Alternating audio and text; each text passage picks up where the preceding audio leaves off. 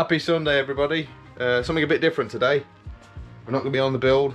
That's reserved for Thursdays. We're now going to have Triumph Thursdays. Although this is a Triumph Sunday, but of a different variety.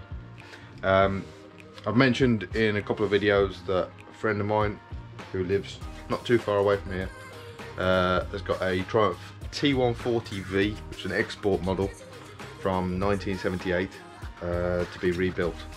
And he sent me a little bit of video of the bike, and I am just going to go over that, what he sent me.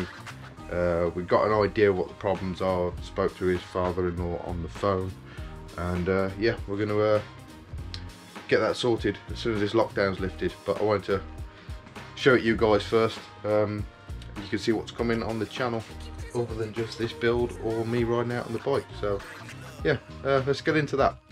So yeah, let's get into this footage. So as you can see, a bit of rust on the brake discs. The rims are in reasonable condition from what I'm told. I've seen some photos as well. But the bike is complete. It needs a top end rebuild.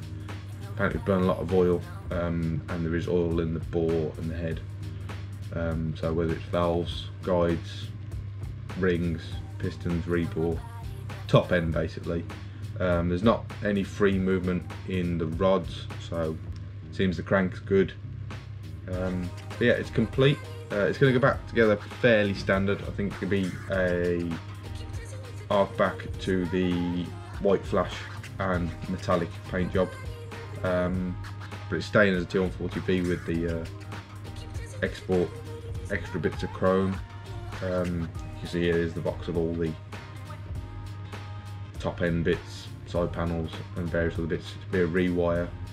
But yeah, it's going to predominantly stay as a export model T140V. But yeah, I just wanted to share that with you guys. It's a very, very short and sweet one.